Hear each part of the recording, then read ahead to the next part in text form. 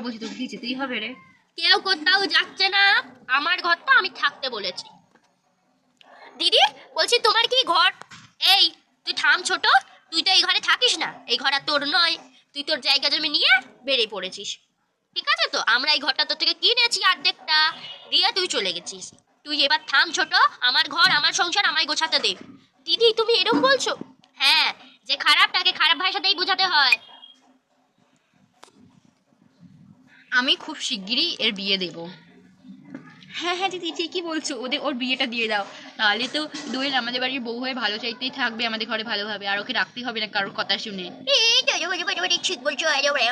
যা তা, আমি যাচ্ছি এখান থেকে। ও দিদি, যদি ওই মেয়ের বিয়েতে ডাকো তো আসবো, আমি আবার বউ ভাতে যদি ডাকো তাহলেও আসবো। আমি আজ আসি, আমার মেয়েদের পরীক্ষা। ও দিদি একটা ভালো লগ্ন দেখো না গো, পুরো পণ্ডিতাকে দেখে একটা তাকে বিয়েটা দিয়ে দাও না। এই তো পরের লগ্নতেই আমার মেজ বৌমার বিয়ে হবে দোয়েলের। আরে কি বলছে? আচ্ছা দেখতে গেছে গো, এবার আমার বিয়েটাই হয়েই থাকবে। আর বলছি আমি এখনো না মেজো বউ আর মেজো ছেলের কুষ্টুম লাইনে মেলানো হচ্ছে না, অনেক এখন দিন কাল গো নক্ষত্র দেখে মেলাতে হবে। আর যেটা বলি, আগে তোমার ছোট বউয়ের বিয়েটা দিয়ে দাও তারপর। আরে না না, আমার বিয়ে। তুমি থামো মা, বড়দিন মাঝ করে কথা বলতে নেই। না আসলে আমাদের তো ফ্যামিলিতে এরকম কিছু হয় না। কিন্তু কিছু বলার নাই তো বল, আমি আর কি করবো বল, যা আছে সব ঈশ্বরের হাতে তোলা আছে, বুঝলি? বলছি পণ্ডিতা মাসি, হ্যাঁ মা, বলো কেমন আছো? তোমার কাছে কত টাকা আছে শুনলি? আমার কাছে আছে বেশ খানিক টাকা, এই 10,000 মতো। আর আমি তো যাচ্ছিলাম মেজো বউ আর বড় মানে মেজো ছেলের কুষ্টি মিশেছে, আমি ওদেরকে ডেট দিতে যাচ্ছিলাম।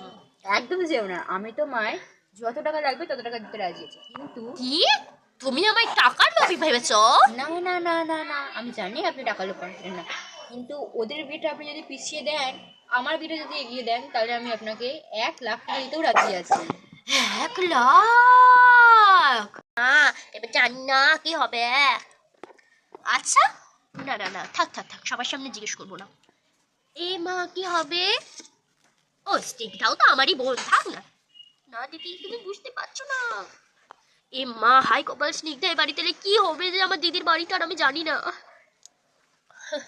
আমাকে। আচ্ছা বলে তোমাদের ছোট বউটা কয়? ওরা চলে গেছে বাড়িতে, ওকে তো দেখা নিতে হবে, বিয়ে তো আর 2 মাস পরের লগ্নতে। পাপা পাপা পাপা।